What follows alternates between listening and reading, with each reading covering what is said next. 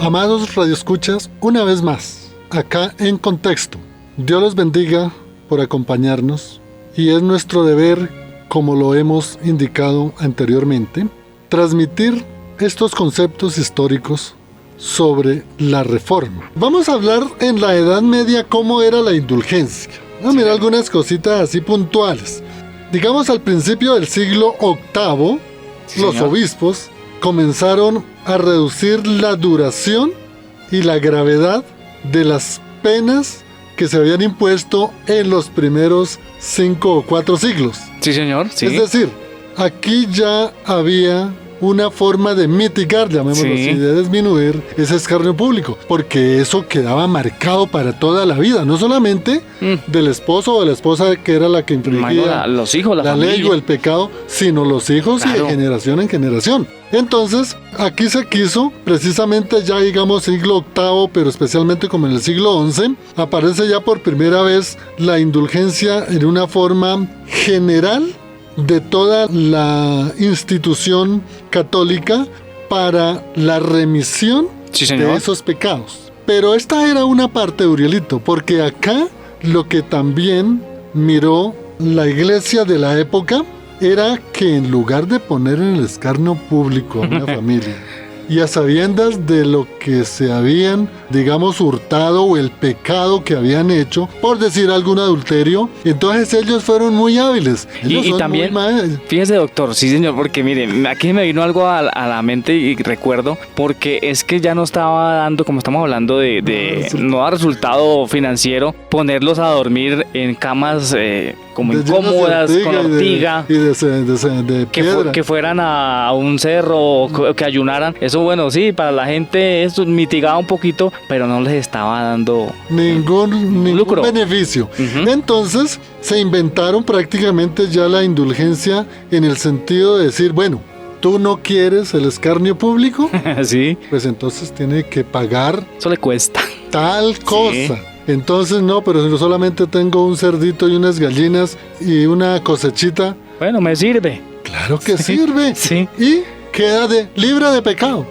Así se empezó. Y esto pareciera ser que es un chiste. No, amado radioescucha, es una verdad. Entonces ya en el siglo XI empezaron prácticamente a darle un fin, digamos, de orden jurídico, es decir, normativo. Ya. Entonces ya explicaron, si el señor comete adulterio, tiene que pagar tantas cabezas de ganado, tantas ovejas, trabajar tanto, y como en esa época ya estaban empezando a construir los grandes templos, entonces usted tiene que trabajar 3 días en su parcela y 3 días trabajar aquí en el templo para edificarlo. Esa fue una forma precisamente en que ellos utilizaron para empezar a redimir los pecados y aún las faltas civiles, porque es que en esa época el derecho y las normas, llamémoslo así, religiosas estaban unidas. ¿Por qué, Urielito? Porque se andaban de cómo se llamaría hoy, de hermanitos y de brazo cogido y de amiguitos, de cómo es que se dice, de amigotes. Sí. Entonces había tanto para el poder civil como para el poder religioso. Sí, señor. Entonces ahí y había, por ejemplo, las vías. Entonces los ponían a trabajar en los caminos. Y había una cuestión que se llamaba el Camino de Santiago. Ese camino se estaba construyendo desde lo que era territorio tanto de Roma como lo que después pertenecía a territorio español, porque Santiago de Compostela es un templo que desde esa época estaban edificando en honor, según ellos, que porque la iglesia cristiana nació en España, fue con Santiago de Compostela. Eso es una tradición de la iglesia católica, históricamente no está probado eso, pero la idea era que los ponían más bien a trabajar para que entrara alguna renta y algún dinero, y eso les dio resultado. Lo positivo también de eso fue las vías, ¿no? Que se arreglaron muchos caminos, mejoró también la situación para muchas personas, pero pienso yo, estoy aquí suponiendo que eso tenía la doble intención y era para ellos mismos sacar de sus mismas cosechas, las que le iban quitando, digámoslo así, al pobre pecador que pagaba con sus cosechas, con sus ganados, con sus tierras, en fin. Entonces también arreglaban las vías, pero también era un beneficio. Era un beneficio personal, que ellos tenían que hacerlo por el erario público. La res public, llamaban los romanos, la cosa pública. Entonces ellos prácticamente en la época de la Edad Media determinaron, llamémoslo así, una tarifa, como hoy el estatuto tributario. Entonces allá en todas las normas tributarias aparece cuánto porcentaje hay que pagar por la renta, por el IVA, por el 4 por tanto. No. Esa era la tarifa. Entonces ellos se inventaron su tarifa y ya sabían el que cometió adulterio tiene que pagar tanto. Y entonces esa era una forma en la época de la Edad Media. Por eso, digamos, se dice aquí que el argumento en la época de la Edad Media era que la indulgencia tomaba un fundamento, o tenía su fundamento, digámoslo así, en el resarcimiento a la sociedad, para que la sociedad permaneciera obediente a las normas civiles, obediente a las normas religiosas, para que no se creciera el índice, llamémoslo así, tanto de pecado como de infracciones civiles. Hicieron una institución que se llamaba precisamente el Tesoro de las Riquezas de Dios, imagínense. Entonces todo lo iba allí y lo iban acumulando allá. Era como hoy la DIAN, ¿no? Tengo que pagar allá y ellos creciendo sus dineros, ¿no? Y en la época de la Edad Media también, digamos ya siglo XII, XIII, surgió a raíz de eso la simonía. La simonía, ese término también es muy conocido hoy en día, ¿no? La simonía, porque era el negocio de decirle, bueno, un momentico, si usted paga este dinero, yo le doy este paz y salvo, pero usted tiene que entregar ese dinero y queda libre. Se puede ir tranquilito y puede inclusive ir a robar más para que después traiga más. La verdad era esa en la Edad Media. Había una cuestión, digamos, en esa época que era que los musulmanes, sí señor, pleno siglo VI, VII, VIII, se tomaron toda la península ibérica. Ah, sí.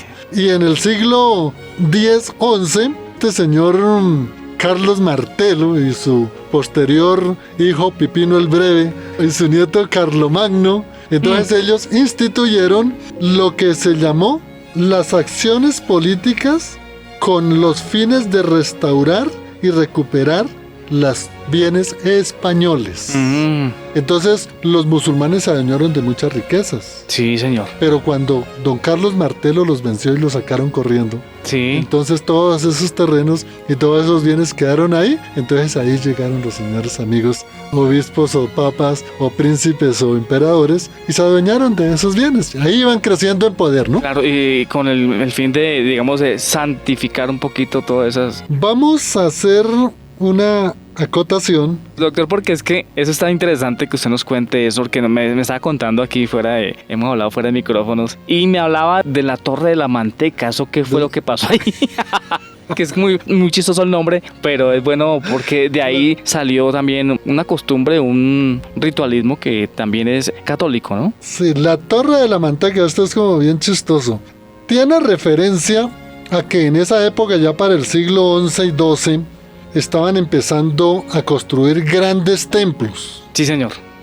Entonces ellos también tenían sus normas religiosas y aún todavía existen. Amado radioescucha, ustedes saben que después de lo que llama la Iglesia Católica el miércoles de ceniza, sí, señor, hay 40 días hasta el Viernes Santo. Así es. Ya la Iglesia Católica de la época tenía sus normas que durante ese periodo no se podía comer carne, porque era pecado. Entonces, para poder tener algunas rentas y poder construir la catedral de Nuestra Señora de la ciudad de Rouen, sí, allá los amigos católicos se inventaron una norma y dijeron, bueno, iba doble partida. Sí. Vamos a levantar ese dogma de no comer carne durante la época de la Cuaresma. Pero si usted quiere comer carne, tiene que pagar una indulgencia. Ya. Y no comete pecado. Vea, interesante eso. Pero para el que comiera y no pagara el impuesto, cometía un pecado, claro. Pero podía comprar su indulgencia y quedaba. Sí. Y todo era con el fin de levantar, pues, de reunir dinero para construir la iglesia de la catedral de Nuestra Señora de Rouen. Pero viéndolo bien, entonces esa tradición de no comer carne durante ese periodo no es tampoco tan antigua. O sea... Realmente no, porque mire que esa tradición que no estaba, llamémoslo así, codificada en el código canónico, en el Concilio de Trento, la restauraron ya como una norma canónica. Porque es que, doctor y oyentes, a veces la gente piensa que esas tradiciones vienen con el nacimiento del cristianismo, o sea, de los principios del cristianismo, y mire que, pues en comparación con de la época, entonces es reciente. Es muy reciente porque estamos hablando, mi hermano Uriel y amados radioescuchas, de 12, 13 siglos después. Sí, señor. Y el Concilio de Trento fue en el siglo XVI, estamos hablando más de 15 siglos. Pero bueno, vamos a hablar en este segmento ya sobre cómo fue la indulgencia en la época de la Reforma. Sí, señor. Bueno, vamos a hacer aquí dos reminiscencias, vamos a recordar. Ustedes recuerdan, mis amados radioescuchas, que hablamos de John Wycliffe. Sí, señor. Inglés. Y hablamos de otro gran reformador que fue el señor Juan Hus. Sí, señor. Ambos eran curas, ambos eran monjes. Ellos fueron los primeros que en pleno siglo XIV, a comienzos del siglo XIV, se opusieron ante la Iglesia Católica para no pagar las indulgencias. Porque según ellos veían que eso iba en contra. Claro, no tenía sustento bíblico. Exactamente, iba en contra de las Sagradas Escrituras. Y eso fue lo que posteriormente, un siglo y medio posteriormente, Martín Lutero retomó. Sí, señor. De todo el pensamiento que había dejado John Wycliffe, John Hus, Savonarola y otros, dijeron que eso era antibíblico. Pero ya con Martín Lutero, nombraron el papa que excomulgó a Martín Lutero, fue el señor León X. Y entonces él nombró a un arzobispo para la ciudad de Maguncia, llamado de nombre Juan Texel. Ese fue el hombre que tuvo la idea de las indulgencias, ¿verdad? Exactamente. Y eso fue tan impactante para el Sacro Imperio Romano Germánico. Ya. Porque resulta que este señor Texel empezó a elaborar todas sus certificaciones para el adulterio tanto, para la fornicación tanto, para el robo tanto, para la desobediencia al papa tanto, para la desobediencia al obispo tanto, para el monje tanto, por no ir a misa tanto, por no dar la contribución por no ir a misa también tenía su... Claro, y por no creer en lo que decía el monje o el cura o el obispo. Pero algo peor, el que no obedeciera la penitencia que le colocaban. Y para aquel que no estuviese de acuerdo con lo que enseñaba el predicador religioso católico. Pero algo peor, para el que decía algo en contra del papa, del obispo, del cardenal y del predicador. Mejor dicho, doctor, ahí todos pagaban. Todos pagaban, pero había algo peor. Para el que tradujera la Biblia en otro idioma, eso era una herejía. Uy, y precisamente por eso quemaron y condenaron a los otros, a los que mencionamos anteriormente, a los reformistas, porque ellos estaban totalmente en desacuerdo con todo eso, y aparte de eso estaban animando a la gente que tenían que entender la escritura en su propio idioma. Y luego se da este hecho coyuntural de Lutero, donde se llega a la imprenta y sale todo eso, pues entonces mucha gente se iba como a despertar. ¿Qué está pasando aquí? Entonces el señor Texel empezó a vender sus indulgencias, como les enumeré, por todos esos conceptos anteriores que indicamos, pero los príncipes o el emperador mejor del Sacro Imperio Romano Germánico se dio cuenta y no le gustó. Ah, ¿no? No le gustó porque él dijo que eso no estaba. Pero ¿sabe cuándo le gustó? Cuando dijeron mite. Ahí sí, participé. Ahí sí, entonces ya las cosas no son tan mal. Y por eso fue que precisamente a raíz de todas las indulgencias surgen, yo creo que las mayores herejías que hay, que es el de decirle: si usted mató, pague tanto, aquí está su indulgencia y el pecado se va. Pero eso era para el que estaba vivo, pero para el que moría... Porque ahí también esa es la otra, ¿no? Ellos no perdían tampoco ahí por ese lado. No, eso era también para el que moría. ¿Qué vamos a hacer? No, se inventaron lo que todavía aún se llama el purgatorio. Sí. Que aunque han hecho ciertas correcciones, la tradición es muy fuerte en el consciente católico ahí. Y siguen todavía creyendo en el purgatorio. Entonces imagínense, a Julano de tal se le moría la mamá.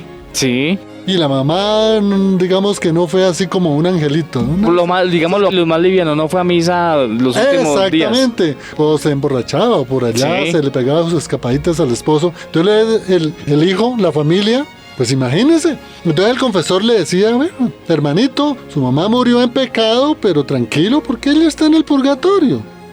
Pero si usted compra esta indulgencia, paga las 9 misas, paga las 7 misas, paga el trisagio como llaman ellos, tranquilo, esto vale tanto, y su mamita, de tanta misa y de tanta camándula, de tanto eso, sale. Ahí sale de ahí. Del purgatorio y va al cielo, ¿eh? Es tremendo, ¿no, doctor? Ese era un verdadero negocio tremendo que ocurría. Entonces este señor Texel fue precisamente el que se inventó toda esa, ¿cómo se llamaría? Logística. La logística, la estrategia. Las tarifas. Sí. Y a quién llegaba y nombró empleados para poner cuidado en dónde estaba el que incumplía con los mandatos que tenían ellos para caerle allá y decirle usted cometió esto. Pero una cuestión fue, por una parte, también la persecución a aquellos adivinos que siempre han existido de la época. Y entonces estaba por ahí el brujito, sí, el señor amazónico, o cómo se llama a otros. Y entonces iban allá, usted es una hereje porque le estaba consultando allá. Entonces era también doble partida para el que iba a consultar y para el brujo, para el consultor. De todas maneras ellos perdían. Esto es, luego ya Martín Lutero, digamos, sistematiza, llamémoslo así, las 95 tesis. Sí, señor. Que en la próxima vamos ya prácticamente a entrar en ese tema, porque vamos a hablar ya cómo fue la indulgencia en la modernidad, es decir, después del Concilio de Trento, o sea, siglo XVI.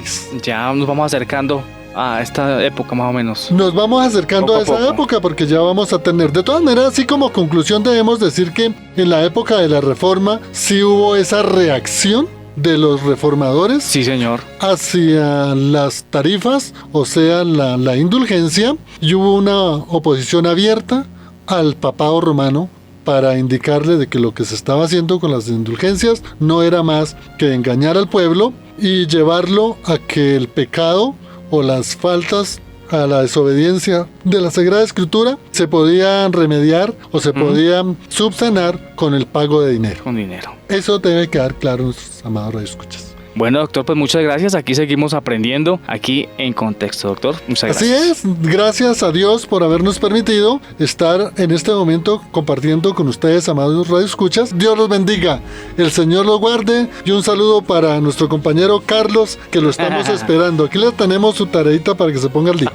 Bendiciones. Un abrazo.